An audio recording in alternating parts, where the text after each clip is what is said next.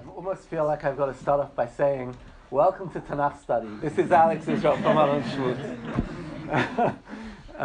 Thank you very much, Jesse. Thank you, first of all, to everybody who's hosted me and to the community who's been so warm. And I have to say, I'm a little overwhelmed with the response to everybody who's heard my voice and is now meeting me. I don't sort of quite know where to put myself. But I really want to thank everybody for their warmth and for enthusiasm. And it's just a privilege to be part of this program. You know, when Jesse asked me, if I'd be part of it, I just thought it was like a little thing. Like, first of all, I didn't quite realize how much I'd have to prepare, but we won't get into that. But it's phenomenal to see what you've achieved. And may it all go mechayel el chayel. And I'm already waiting to think about what will be the next project that you're going to take on, because I know whatever you take on, you're going to succeed. Mamash chelcha leoraita. You should keep up with the strength, and you should keep up with the innovation, and really spreading Torah. I want to thank everybody for coming out on a wintry night to hear Torah. What we said, we'd talk a little bit about. Jesse said it's got to be Parshat Shavua. So this is where we are. And I'd like to talk a little bit about this. The story of Yosef, and we're going to start in the Psukim in Miketz. We're going to look at Perek Membet, and I'll start off with one. Yosef's brothers come before him, and it says, "Vayaker Yosef et Echav." I'm reading from Perek Membet, Pasuk Chet. "Vayaker Yosef et Echav, v'hem lo yikiruhu." We'll come back to these Psukim in a minute. Yosef recognized his brothers, and they didn't recognize him. "Vayizkor Yosef et echalomot asher chalam lahem, vayom alehem raglim atem." And suddenly he remembers the dreams. And I want to go back to a question which is a classic question, which is asked by the Ramban, but has been renewed in recent times by a discussion between my teachers, Rav Yoel bin Nun and Rav Meidan. And the question of Yosef is in Egypt for all these years. Why doesn't he contact his father? Why doesn't he contact his family? You could say that during the first 13 years he didn't have the ability. Maybe he was in Potiphar's house. He didn't have, he couldn't send international mail. Okay? But certainly once he becomes the head of Egypt, the leader of Egypt, why is it that he doesn't contact home? What exactly is going on? And maybe I will say it even more, which is, why does he put his brothers through this tremendous torture? He puts them through real, accusing them of all different things, accusing them of being meraglim, taking away Shimon, forcing his father through tremendous suffering. What exactly is the purpose? What's motivating him?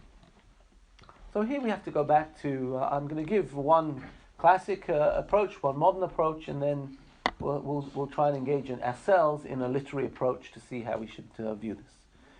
So let's start off with the classic approach, and that's the Ramban, Nachmanides, the Ramban, who talks about this, and he quotes this pasuk that I just quote.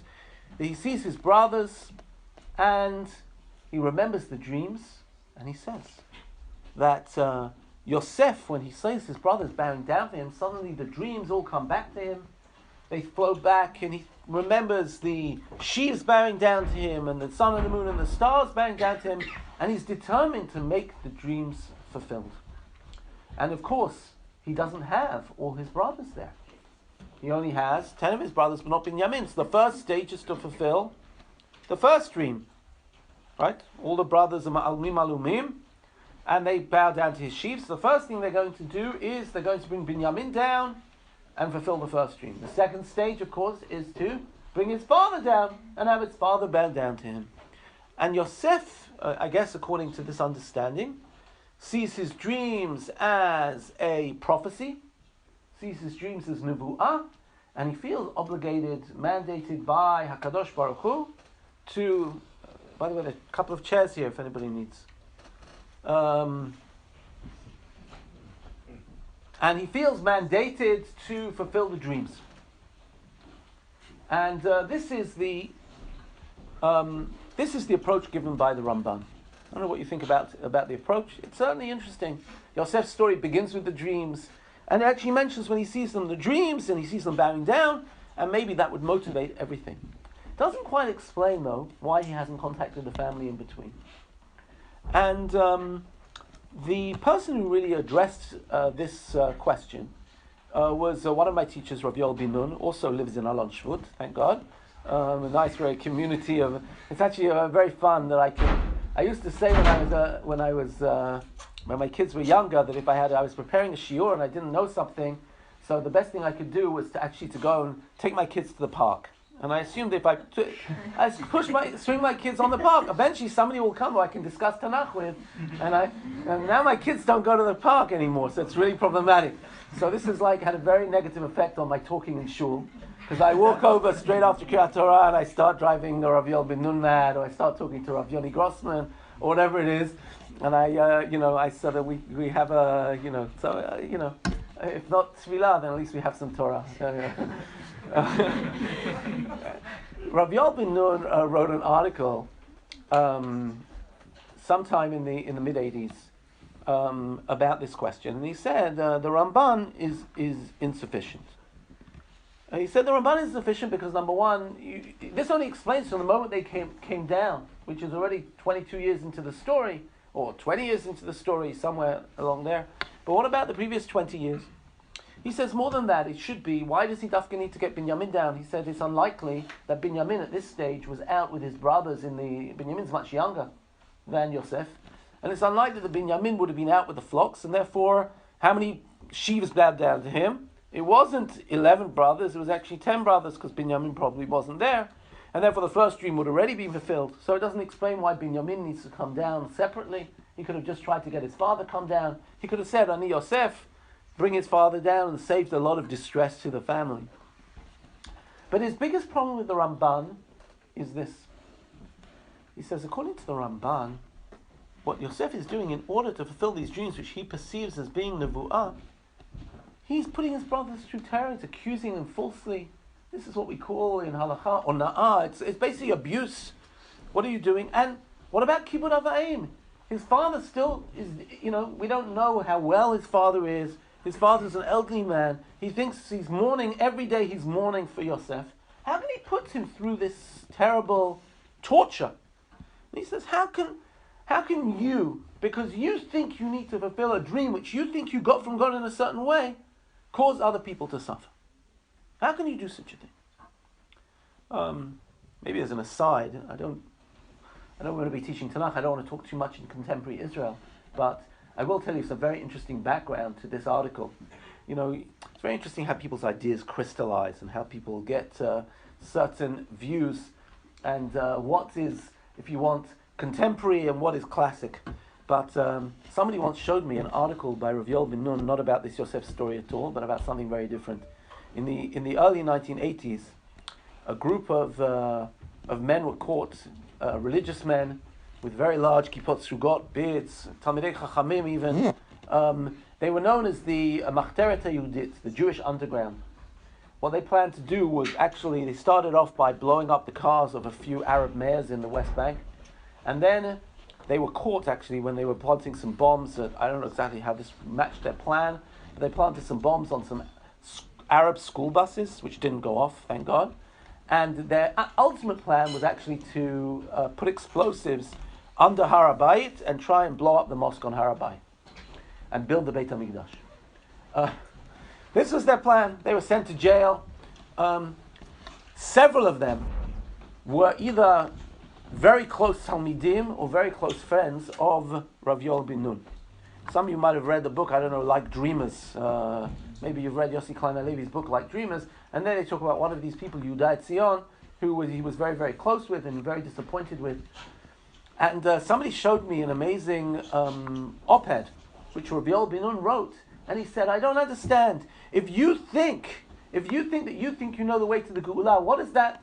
You think you can endanger everybody? You think you can endanger all of Israel? You think you could, because you've got a plan and you think it's the right thing to blow up the mosque on Harabait, you might cause, destruction on the whole of the religious state. How can you try and fill your dreams and put other people in danger. And then, this guy who showed it to me, showed me the date of the op-ed, and it's written almost, basically the year before he published this article about Yosef. And I can't help feeling that his political thinking, suddenly he read the Rambam, and he said, that's terrible, that's grotesque, how can, I've just been dealing with people who are meant to be Yerei Shamayim, who are meant to be God-fearing, and they're doing something very, very reckless because they think they know what God's desire is. And Yosef's doing the same thing. Yosef is also thinks he knows what God's desire is to fulfill the dreams, and therefore you can just abrogate Kibud Av Va'em, you can abrogate any laws of decency towards your brothers. Very interesting how ideas develop. Whichever way Rabbi Ben Nun took issue with the Ramban and said we can't sustain the Ramban. And he came along with another fascinating theory. It's a bit of a conspiracy theory, but a fascinating one at that. And he basically claimed the following idea. He says that Yosef, think about it, the story from Yosef's perspective. Yosef one day is sent by his father to go and seek Shalom Achecha v'Shalom Atzon, and he goes and meets his brothers. And suddenly, no sooner has he met his brothers throw him into a pit. People take him out of the pit, and he's sold down to Egypt. Now, he knows that his father is a very wealthy man, a very well-connected man, and he's probably looking out. I don't know exactly what internet lists there were at that time, what bulletin boards, but he keeps his ear out. He's in a good place in Potiphar's house. Is anybody looking for a lost Na'ar Ivri, on the slave markets? Maybe he should, if he's really lost, they should be sending people to look for him or whatever it is. And slowly Yosef comes to the conclusion that his father isn't looking for him at all, and why? Suddenly Yosef comes along. Now, by the way, the one thing Yosef doesn't know, doesn't know that his father thinks that he's dead. Understand? As far as Yosef is concerned, he just went missing. He doesn't know about the bloody coat. He doesn't know anything. And he comes to a conclusion which maybe is not so ridiculous when you think about this covenantal family. And he says this, look, in the time of, in Avram's family, somebody was thrown out, Ishmael. In Yitzchak's family, somebody was thrown out. We always have a Sa'ir La'azazel. We always have somebody who's thrown out the family who's unsuitable. And that was Esav.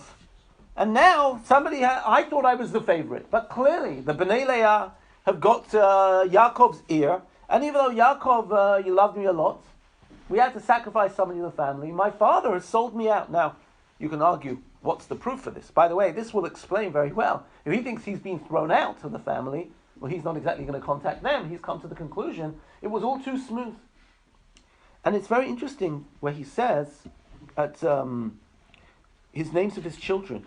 The end of Perek Mem Aleph, Vayikra Yosef et Shema Bechor Menashe. He calls him the first one Menashe. Why? Ki nashani Elohim et kol hamali ve'et kol beit avi. If he's all the time at Od Avicha, why does he want to forget kol beit avi? Why does he suddenly say, God has helped me, he's called Menashe, because God has helped me forget all my trouble, ve'et kol beit avi. And the next one, Ephraim ki yifrani Elohim be'eretz oni, God has helped me, made me successful or made me fruitful in that. Since he comes, he's come up with this theory. His father rejected him, and I need to forget my father's house. I am divorced from the Beit Yaakov. That is not going to be the situation. Until what? Until his brothers come down, and suddenly, Vayizkor Yosef et hachalomot. He suddenly sees them all bowing down, and he says, 1 second. Maybe they are. Maybe the dreams are going to come true. Maybe I'm still connected. And in fact, when the brothers describe themselves and introduce themselves, they say to him, Shnei masar avadecha achim anachnu, b'nei ish echad be'eretz Canaan. We are 12 sons. 12 sons? You should be saying, we are 11 sons if I'm really thrown out. But he doesn't know. See, the problem is, which way is it going to work? If there was really a conspiracy thrown out, then he's in danger, right? Then what are what's going to happen? Who's going to be able to tell him the truth? if everybody's in on, one person's going to be able to tell him the truth. Who's that? Binyamin. Binyamin's going to tell him the truth because he's his real brother from the father, from the mother. He has to get Binyamin down, right? And therefore his plan is to get Binyamin down, and even maybe to test the brother's loyalty to Binyamin, and only then will he reveal his identity. However, something happens, says Rav Yoel ben Nun, that's unexpected. And in the course, when he tests whether they really will protect Binyamin and whether Binyamin will suffer the same fate that he had, Yehuda lets out something slip which he didn't anticipate. The piece of information that he never knew. And he says that in the course of the conversation, he says, "Atem yadatem ki shnayim yalda li ishti." You know that to my wife Rachel, this is Yehuda talking in Yaakov's name. My wife had 2 children. Vayetzei echad meiti, and one left me. Va'omar after v'lo riti vadhena, and they said he'd been torn by a wild animal. Says Rav Yoel, at that moment, his brain goes into free fall. It's suddenly spinning. What? My father didn't reject me? What? My father thinks I'm dead? He doesn't know anything about the Taraf. Oh my gosh, the whole thing's a crazy mistake. And that's when Yosef breaks down, right? And says, Ani Yosef, ha'od avichai, and all of that. What do you think of the theory? How do you explain the second in command, not sending someone to his father's land to see how his father is? I agree. It's a great and creative theory, and it's opened up very interesting lines of parshanut. But I have to say, for many years I bought it, right? And after a while I said, wait, this doesn't hold too much water. Why? Why doesn't it hold too much? Because I think that even though, first of all, he could still send somebody, right, to go and actually find out something from his father, but even forget that. Even if you want to say that everything's correct and he really was under this impression, right? Then, still, once he had his 10 brothers in jail. I mean, I know there are questions about, waterboarding and what have you, right? What we call in Hebrew, lachatz fizi matun, sort of like moderate physical pressure, okay? That's what they talk about in the Israeli Secret Service, right? Moderate physical pressure. And we won't interpret what the word moderate is. But couldn't he have used a little bit of moderate? If he wanted to know, you take each of the guys into a separate interrogation room, right? You threaten them a little, and you find it's not so difficult to ask, tell me about your brother, tell me about the brother that went missing. You'll find out all the information you want, right? You don't really need to necessarily bring Binyamin. You'll find out the information. You can verify it because you put them in, And I'm not sure they would say that exactly what happened. They're not going to incriminate themselves that they sold their brother down to Egypt, but he could certainly verify that that his father knew, thought that he was dead, and that the story about, because I guess they'd corroborate the story that him being killed by a wild animal, and he could still ask questions. Does your father miss this child who's missing? And he would find out all he wanted to know. Somebody wanted. Yeah, I just want to know. In Tanakh, it always seems like dreams are prophecies. The intent of dreams are prophecies. But earlier when you were talking about that, you said, well, Yosef believed that the dream was a prophecy. So is there another way to understand the purpose of a dream? Look, Rashi himself on that thing when he says, Havo, Navo, Anivim, Chava, quotes a Gemara which says, the things that you're thinking about by day are going into your brains at night. And in fact, when you read, there are many Dapei Gemara in Masechet Brachot which talk about dreams, and they really are these two different views. Are they some sort of divine sign, or are they some sort of psychological expression? I think, probably, that would be closer to modern dream theories, that the things that you're involved with at day somehow emerge in your night, in which case that's why Yaakov rebukes him. Yaakov is saying, you're full of illusions of grandeur, and they're coming into your dreams. Now, then it says, Va'vishamer davar, which seems to indicate that he's sort of hedging here, right? or maybe he wants the brothers not to be so upset, so he says, you're just thinking your silly thoughts, but he actually thinks there might be a nevuah, and the truth is very difficult to know. So what have I just done? I've given the Ramban and Rav Yoel's problem with the Ramban, and now I've given Rav Yoel and I've brought problems with Rav Yoel. So what does that lead us to, right? So, yes, you had a question or comment? I was going to say, Rav Yoel's explanation, it doesn't, would you explain the pasuk in the end of this week's parasha, where Yosef has to rush out of the room. He sees his brothers, and now So first of all, Yosef cries at several points in the story, right? Yosef cries a lot. He's a very emotional adult, right? He's not a child. And now, it could well be just the situation he is, being separated from his family and all of this, or really could just be a very, very emotional person. But Yosef, I think, cries 5 times in the story. Okay, he's constantly we'll read one of the places in a minute. so he's that constantly would show crying. a longing for home. Sorry. That would show a longing for home. He misses it. The question is, I think his question is, he longs for home. The question is whether home wants him. He's developed a theory that home don't want him. That's Rav Yoel's, and until he realizes it's absolutely wrong, that's when he breaks down. Until now, he's kept control most of the time. At the point in next week's parsha, he breaks down. Does Okay. Yosef know about Reba and Avitarim? What? I would think yes, and if yes, you'll be slaves in a land not your own, in a foreign land, 400 years. So you mean he might actually think he is the chosen one, not the rejected one? Okay. All right. I think all of this is possible. I want to actually I want to answer the question by not answering the question. I'm going to say like this. I don't really know why Yosef didn't contact home. It's a little bizarre. Maybe he did feel rejected. Maybe he thought that he was some implement of God and didn't think it was his right to. It's very difficult for me to quite fathom out how he didn't, with all the power he had, somehow contact his parents. But I want to look at this story from a different lens and use a literary lens in order to tell the story and to understand how I think this story is not interested in that question, but it's interested in a different question. And here we're going to read a little bit together, and this is going to go more in the direction of the Abarbanel, and more in the direction of the person who argued with Rav Yoel Minun, Rav Yaakov Meidan. And I'm going to start reading to you, with you, from the beginning of Perek Membet. And I will also say that some of my readings here have been influenced by the writings of Robert Alter in his book, The Art of Biblical Narrative. If you can't get hold of the book, if you search enough for him and the Yosefs Story, you will also find, I think, an article sometime from the early 80s online, which has a lot of the points I'm going to make. Let's start off with Perek Membet, where the family, where the family are, the famine's already happening, and Perek Membet Pasuk Aleph. Vayar Yaakov ki yeshever b'Mitzrayim.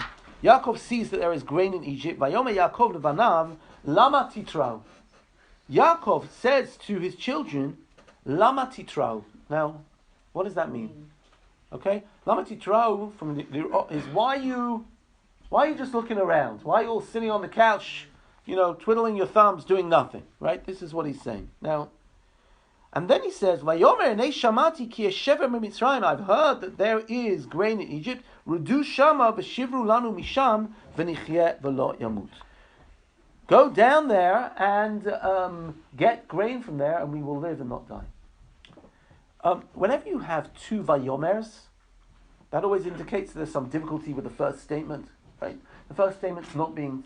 In other words, when you look here, first he sees Yesh Shever Mitzrayim. He knows there's Shever. There are billboards in town if you want. There's grain. Might be high prices, but you can live. And Yaakov first says, "Vayomer Yaakov v'anav lama titrau." All he says is, "Why are you sitting around? No, don't you know what?" Nobody lifts a finger. Nobody moves. Why is nobody moving? The brothers don't want to go to Egypt. The brothers are nervous. Now you can say it's ridiculous. They know they sold Yosef all those years ago. They're never going to imagine they're going to meet him. And yet, it seems like somehow deep psychologically, they have a nervousness. He says, why are you all looking around? And they've got kids. No, nobody's doing anything. Till he has to say explicitly in the next pasuk, Vayomer, hinei shamati yeshev Mitzrayim, or Rudu shama, go there, v'shivru lanu misham, v'nichyeh v'lo namut. Right? Go get food so we won't die. Already, you understand, in the opening psukim, there's a sense of the reluctance of the brothers. The brothers are nervous to take that route. maybe they just have an eerie, pit in their stomach when they think about it, but something's already leading us to feel and to understand that the brothers don't want to go down to Egypt. And now we have an interesting surprise. I mean, we know the story, but I want you to feel the way that the Torah itself is telling us what's going to happen. So look at this amazing use of language in Pasuk Gimel. Vayerdu achei Yosef asara lishbor bar Mitzrayim. What should it say? Maybe Bnei Yaakov, right? Achei Yosef. Now already it's telling us that these brothers, these are Yosef's brothers. Already in our mind it's telling us they're going to have a meeting with Yosef. But now look, the achei Yosef asara go down to get grain in Egypt. Vet Binyamin achi Yosef lo shalach Yaakov et echav. Ki amar pen yukraenu ason ve'avo bnei Yisrael lishbor b'toch haba'im v'chulei. That Binyamin achi Yosef, but Binyamin, Yosef's brother, Yaakov didn't send because he said maybe something will happen to him. What are we hearing here? The use of the word achi is some brothers are more brothers than other brothers. It's the best way I can put it, right? You have achi Yosef, but then you have achi Yosef. And this tells me, in other words, whether Binyamin is being treated with kid gloves, he's being, wrapped in cotton wool, and they're very nervous about him. The other brothers can go. Binyamin can't go because who knows what will happen. You want to go with, that Rachel died on the way, Yosef went missing on the way, he's nervous about travel for these Bnei Rachel, right? You could go with that, but even so, differences are being made. There's the 10 brothers, and there's the Achi Yosef. In other words, if I want to put it, favoritism is still alive and well in this family, right? And it hasn't disappeared, and it's still there. Now, what I'm saying is that this is very much resurfacing this atmosphere that we have here. And this takes us to the next stage, where we see Pasuk Vav, Yosef shalit ala aretz, hu mashpir l'chol ha'aretz, he's got all the power. Vayavohu, again here, achei Yosef yishtachavu lo apayim arza. Vayar Yosef el echav, vayakireim, vayitnaker alehem, vayidaber itam kashot. He recognized them, and he made himself, from the word like nochri, right? He made himself alien to them, and spoke to them harshly, and said, Me'ayin batem, where are you from? And they say, Meretz Canaan, lishbor ochel. And now it says again, Vayaker Yosef et echav, vehem lo hikiruhu. Vayizkor Yosef et hachalomot, etc., etc. This word Vayaker has just come up, I hope you noticed, 3 times in 2 psukim. Two different things. One time Yosef is making himself unrecognizable, and the next time they don't recognize him. No, but the first one is Vayaker, and then you've got to play on it. Vayitznaker, in Pasuk Zayin. But here, Vayaker Yosef Elecha, V'hem lo ikiruhu. So, first of all, I think there's a very interesting question about who you recognize and who you don't recognize. You have the ability to Vayaker or Vayitnaker. Or I even say, if I want another interesting play with that kafresh sound, Vayiskor, or do you Vayiskor? And what do you choose to Vayiskor? In other words, it's playing around with the root a little bit.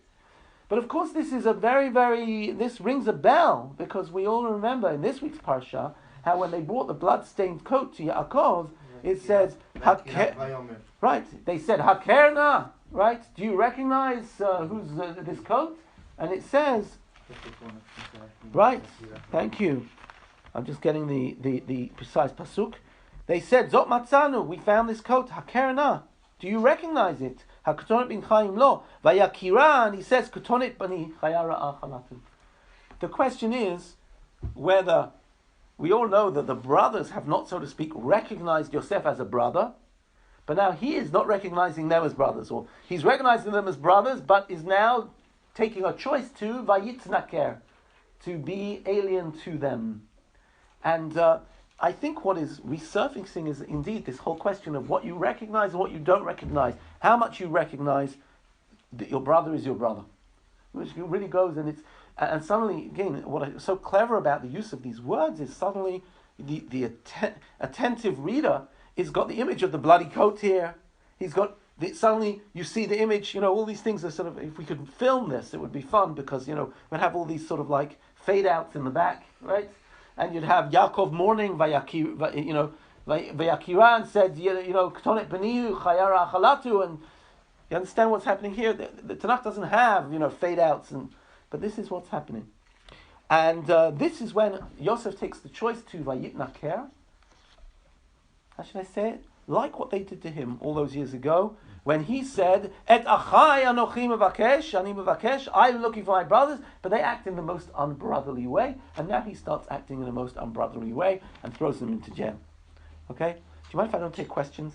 Because I don't want to go on, I want to get through a certain amount of material. I'm happy to take questions at the end. I'll just say one thing, which is that there's something, a stage in the story that a lot of people don't note from this particular stage. If you look here, let's just skip to Pasuk Tedvav. He said, he accuses them of being spies, and then he says, "Bezoti b'acheinu chei paroim teitzu mizeh." If you're going to get out of this, ki bevo achichem akaton eina, your brother's going to come here. Shilchu mikem echad. Send one of you, v'yikach et achichem, v'atem e'asru v'yivachanu divrechem ha'emet itchem, ve'im lo chei paro ki meraglim atem. So what does he say? I'm throwing you into prison, and one of you's got to go home and get Binyamin. Okay? And then he look, he puts them in jail for 3 days.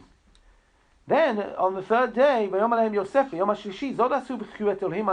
fear God.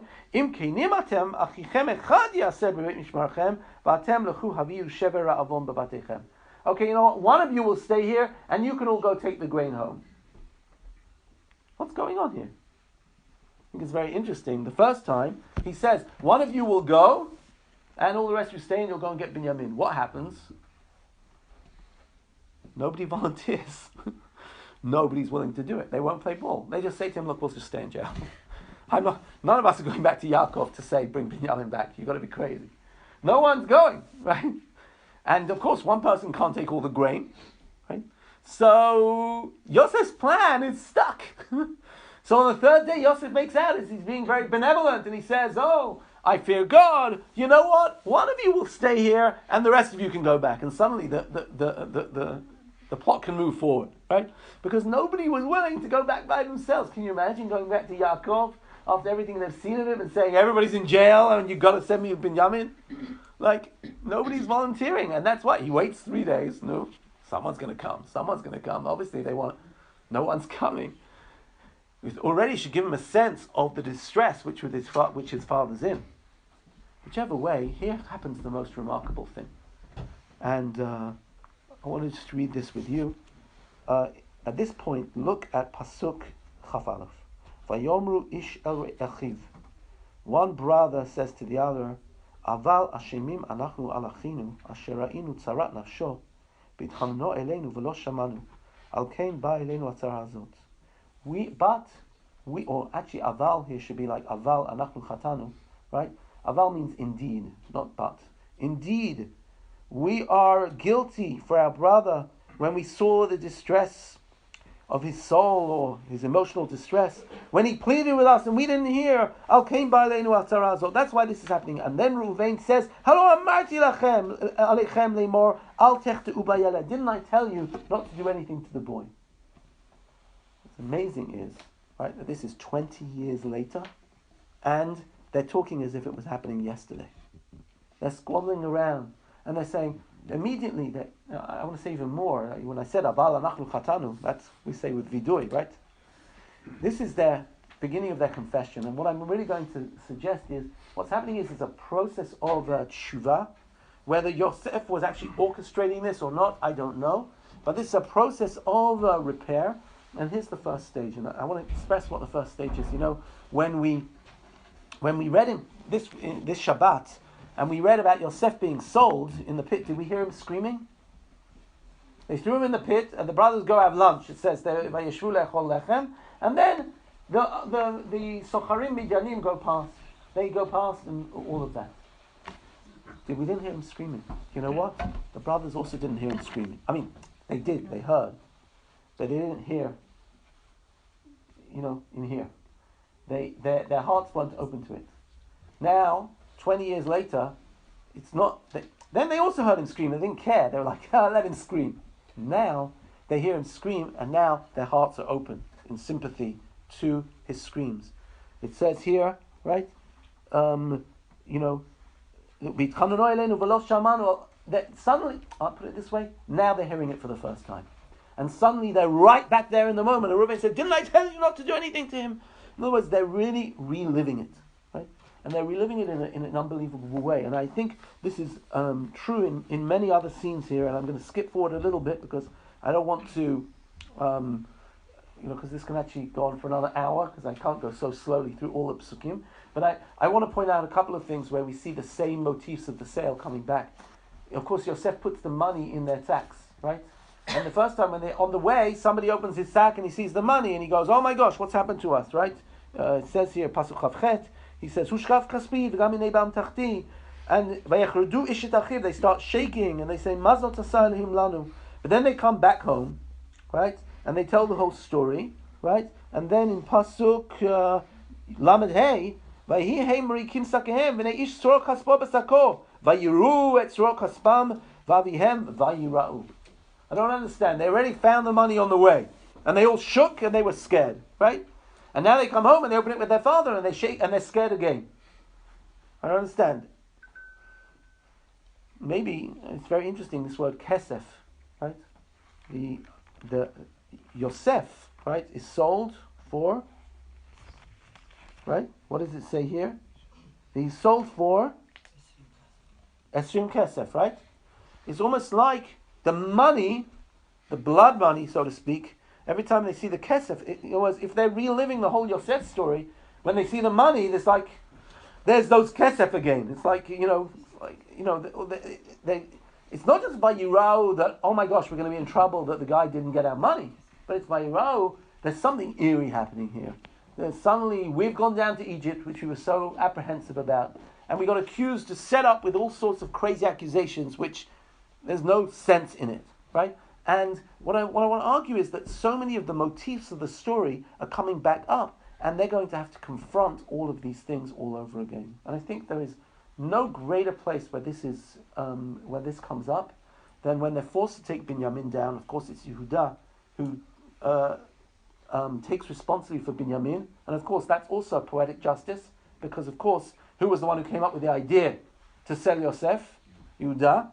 And now Yehuda has to take responsibility for Binyamin. But I want to show you just how tight this is. If you take a look here in Parak Mem, here in Parak Mem Gimel, Pasuk Yud Aleph, Yaakov agrees that he will send Binyamin down. Vayom alehem Yisrael avihem in kain eifo zot asu. If it has to be, if you have to take him, this is what you should do. Kechu mi zimrat haaretz bichlechem v'horidu leish mincha. The phrase is zimrat haaretz. It doesn't mean like zemirot, right? It doesn't mean nigunim. They're not taking nigunim. It's actually interesting that the fruit of Eretz Yisrael is the zemer of the land. Such a very nice concept, eat fruits of Eretz Yisrael and they become the song of the land. What are you going to take with them? V'horidu leish mincha. Go take a gift. Ma'at sari u'ma'at dvash nechoot v'lo ponim u'shkedim. V'kesef mishnekchu b'yadchem. Take double money, etc., etc. Okay? Obviously this is a time of famine, and there's no grain or anything to take down, obviously, but the trees are still producing fruit. So they take down things like botnim u'shkedim, all sorts of nuts. But these Sari umat dvash nechoot v'lot. Again, I refer back to the sale of Yosef. And when we see that Orchat Ishmaelim, Bami Gilad, I'm reading back in Perek Lamed Zayin, and it says the very caravan which took Yosef down to Egypt is Ugumalehem nosot nechoot utzri v'lot. These are all different spices, right? In other words, how am I going to say this? I'll say it very simply. The smell which Yosef smelt in his nostrils when he was going down in a confused and bewildered state in chains down to Egypt, right, is now the same smell which accompanies the brother, right? I said to you, if this was movies, we'd be playing the same soundtrack, right? We'd be playing the same soundtrack that we played when Yosef, or I'll put it was exactly the same thing. The caravan which took Yosef down had in it, right, nechot v'tzri v'lot, and Yaakov chooses to send them down ma'at tzari, ma'at davash, nechot v'lot. It's exactly the same smells. Binyamin is the ultimate surrogate. Yehuda is taking responsibility for Binyamin in the deepest sense. He's even smelling the same smell. Right? And here, of course, the brothers come down, Yosef sees Binyamin, he cries, and then we have the final bit of the story, but when things get really intense, when he plants the cup, right? You all know about the planting of the cup. And I want to just explain this scene, again, in an interesting and what I've been using all the time is sort of intertextual parallels. I've been using the technique of milim manchot, repeated words, but also, when you compare one place with the other by similar language. And here I want to do the same thing, but not everything I've done so far is sort of within the Yosefs story. I want to do this outside the Yosefs story. I assume we all know the story very well. The brothers are leaving Yosef, and Yosef had told his right-hand man to plant the cup in the bag, and it comes out that it's in Binyamin's cup, right? Yeah, you all know the story, I assume. Okay, I just want to point out a couple of things about the story, and then we'll appreciate just what it is. He comes along, and they actually Heim yatzu et ha'ir. I'm reading from Perek Mem Daled Pasuk Daled. Heim yatzu et ha'ir. They hadn't even left the city. Lo yechiku. They hadn't even gone far. Yosef Amar la'ashal beito kum radof achrei anashim v'isaktem. I want you to pay attention to those words. Radof, hisig, and say to them, Lama shilamtem ra'a tachat tova. Why have you repaid good for bad? Ra'a tachat tova. Isn't this halo asher yishteh adoni bo? Isn't this what my master drinks from? But also, who nachesh nachesh bo? He uses it to do divination, right? To tell the future. It's some sort of future-telling device. Hareyotem asher asitem vayasigeim, right? Of course, it's nice. Erdof asiga, right? Vayasigeim, and they said all of this, and then of course, what did they say? They say, "What are you accusing us of? Us? Would we really steal?" And he says, whoever has this cup, don't be so stupid we don't have it, vamet, he will die. Which story does this remind you of course? Yaakov and Lavan, right? And the Trafim, right? There, by the way, exactly the same wording is used. I'll just read you a couple of words there just to reinforce. Of course, the theme is the same. You've got a family, right, a whole family, who are on their way and leaving a relative and going back to their father. Going back from a foreign land to Eretz Israel. Something has been stolen without their knowledge, right? They turn around and say, whoever has it should die, right? Person comes to get it, and they're accused and they're unaware of the truth of the story. But I just want to point out here, for example, things like Lavan chases him. Vayivrachu v'chol hashelo.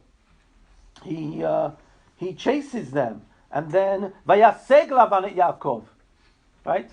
And Hashem appears to him in the night, and 1 second, sorry. Hisham lecha midaber im Yaakov mitov adra. We said lama shilamtem ra tachot tova mitov va'adra.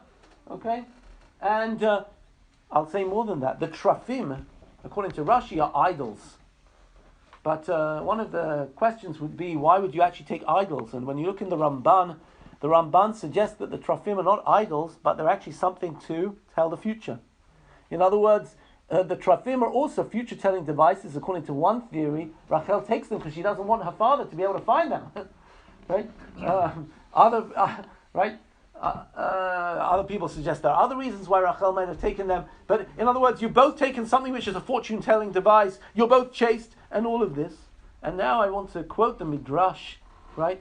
Where the Midrash then turns around and says that the brothers, when they discovered in Binyamin's sack, they turn around to him and says, Mar ganva bar ganvata, you thief, you son of a thief.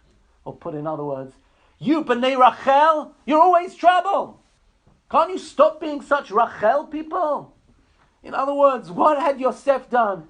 He's sort of turning up the volume on the Rachelness of the Rachel people. They're pains in the necks of the whole family. The Bnei Leah just don't know what to do with them. And he's Dafka putting them in that situation. By the way, what's very nice is what Binyamin answers, which he says, because he's being accused of being a thief, right? He says, is there a goat anywhere? He says, who sold their brother? Is anybody here a thief? It's not only my side of the family. I want to summarize what I'm saying. I don't know what Yosef is thinking as he is orchestrating this. I don't know. And the question we began with is sort of like, why is Yosef acting the way he is? But I will say this. The way that the story unfolds is that almost every single bit of the story is resurfacing all of the problems with the family that we've already seen.